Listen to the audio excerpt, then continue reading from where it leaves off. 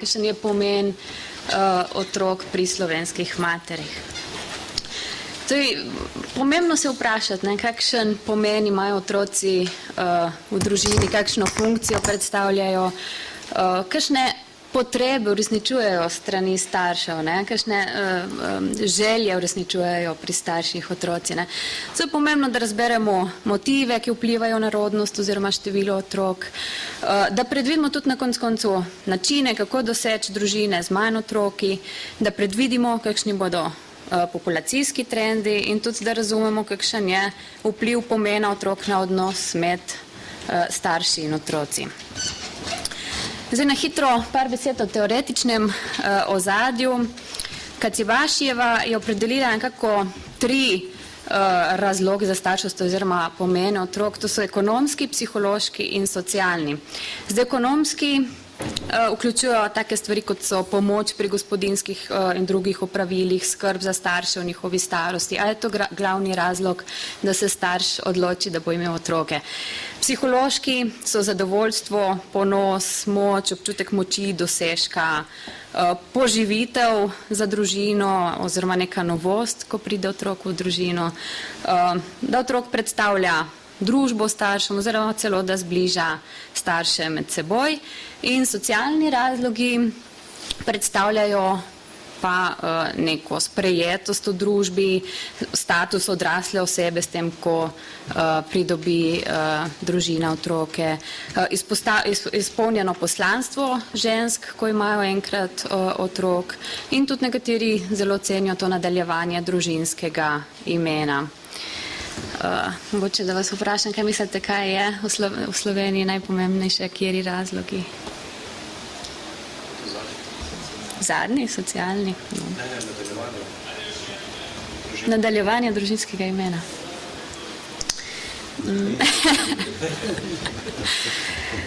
Torej seveda poleg teh pomenov vpliva na razlog za starševstvo oziroma pomen otrok tudi širša družba, makrosistem, torej družbene vrednote, ki veljajo v neki skupnosti, recimo odnos do otroškega dela, pa seveda stopnja razvitosti države, pa tudi starši izhajajo iz ruralnega, urbanega področja, socialno-ekonomski status družine, izobrazba, poklic staršev, vse to naj bi koreliralo z pomenom otrok in odločitvijo za starševstvo.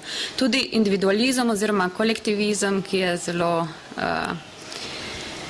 pomemben v bistvu za odločitev v kolektivističnih kulturah, so družine nekako zelo povezane med seboj, tudi razširjene družine so neko, kar pa v individualističnih kulturah, kot je slovenska kultura, iz katere izhajajo tudi različni modeli družinske soodvisnosti oziroma neodvisnosti.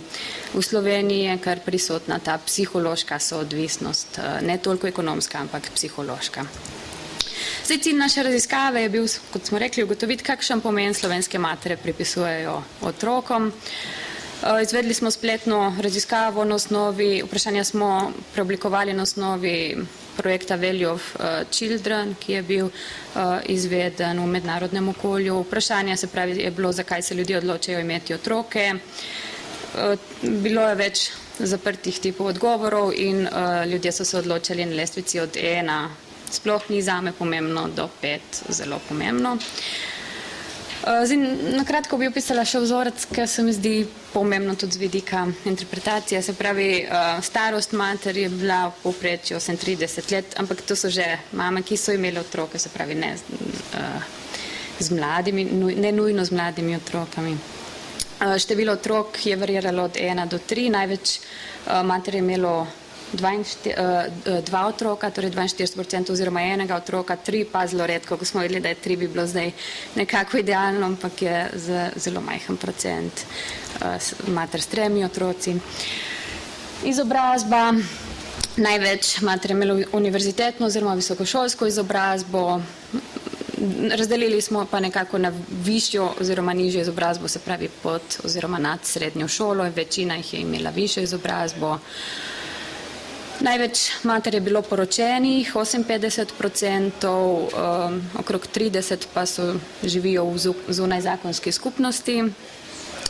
Glede na socialno-demografski položaj je v bistvu največ mater živelo v srednje velikih naseljih, torej od 3 do 15 tisoč prebivalcev. Večina mater je bilo zaposlenih, skoraj 80%, ampak vidimo, da finančni status, mesečni neto prihodki na gospodinjstvo, največ mater je prejemalo v bistvu celo gospodinjstvo od 1000 do 2000 evrov neto, kar je glede na to, da so imeli kar visoko izobrazbo, ni jih, visoka številka, tako da tukaj je eno izhodišče za vprašanje, koliko je ta ekonomski položaj dejansko povezan z rodnostjo oziroma z odločitvijo za starševstvo. Zdaj, če se posvetimo še rezultatom, vidimo, da je psihološki pomen za slovenske matere najbolj pomemben. Predvsem vidimo tukaj pri postavki 6, tam je legenda, kakšna številka na X-osi pomeni, torej največ mater se odloča oziroma otroci njim pomenijo to, da se med njimi in otrokom razvija neka posebna vez, ljubezen. Kar 73% anketirank je odgovorilo zelo pomembno pri tej trditvi. Tako da vidimo, da je bilo povprečje odgovorov čez 4,5, kar je zelo, zelo pomembno. 3 je neka nevtralna drža, ta rdeča črta. Vidimo, da recimo najmanj pomemben aspekt v tem psihološkem vidiku je, ker me otrok zbliža s partnerjem. Torej, to ni bilo toliko pomembno strani mater. Ostale si lahko potem ogledate. Torej, če pogledamo ekonomski in socialni pomen, vidimo prve 3 postavke se nanašajo na ekonomski pomen otrok in vidimo, da so kar nizke.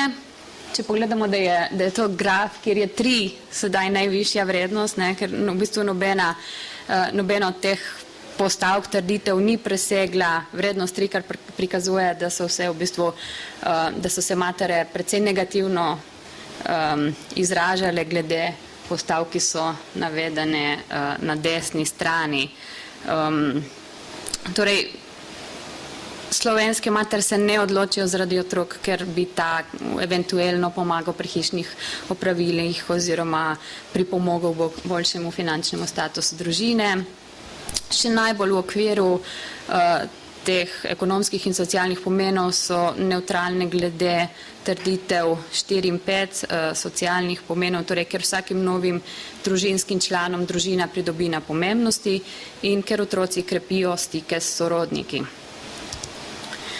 Izvedli smo še nekatere dodatne statistične analize in ugotovili, da v bistvu mlajše matere kažejo nekoliko bolj izražen še ta psihološki pomen otrok kot starejše matere, predvsem pri trditvah, ker dojenček prinaša radost in ker med otrokom in staršem se razvije posebna ljubezen.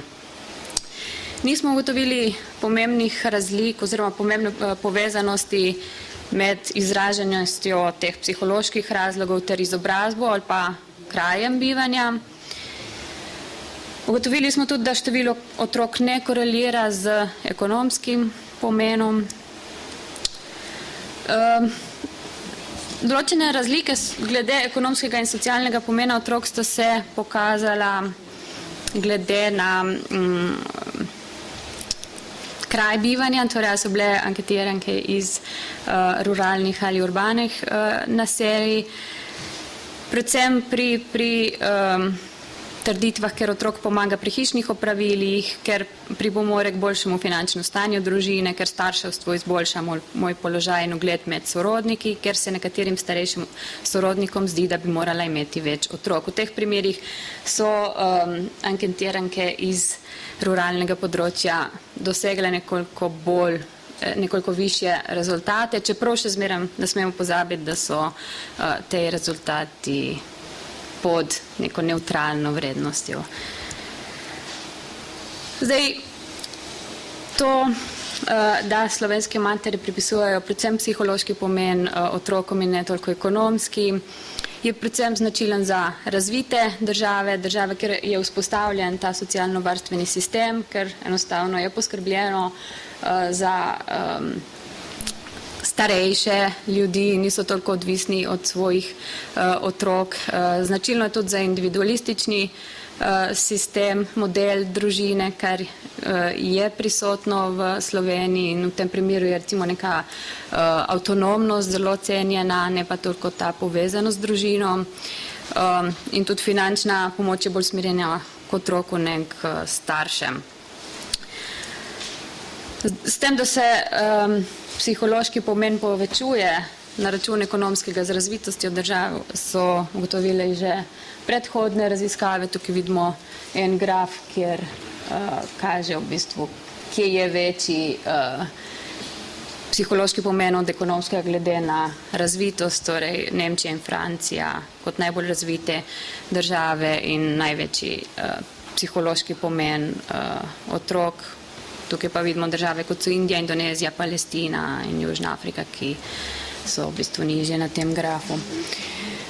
Tudi socialni pomen je nizek, čeprav še vedno višji od ekonomskega pomena, ker še vedno v Evropi je nek najbolj priznan način življenja, to, da smo poročeni in imamo otroke. Je pa povezan tudi z ekonomskim pomenom, tako da če upada ekonomski, upada načeloma tudi socialni, ker otroci ne prinašajo neke finančne koristi. Ja, zdaj pač zanimivo bi bilo raziskovati naprej, iz mojega vidika se mi zdi psihološkega, to psihološko soodvisnost med starši in otroci, koliko to prispeva k v bistvu osamosvajanju otrok, ker dostikrat vidimo, da ta psihološka soodvisnost in pretiran pomen, mogoče tudi strani teh psiholoških vidikov, lahko tudi na naslednjih generacijah v bistvu pokaže nek problem pri osamosvajanju rodnosti, ampak verjetno ekonomski pa res nima tak velik vpliv, kakor se mogoče pričakuje. Hvala.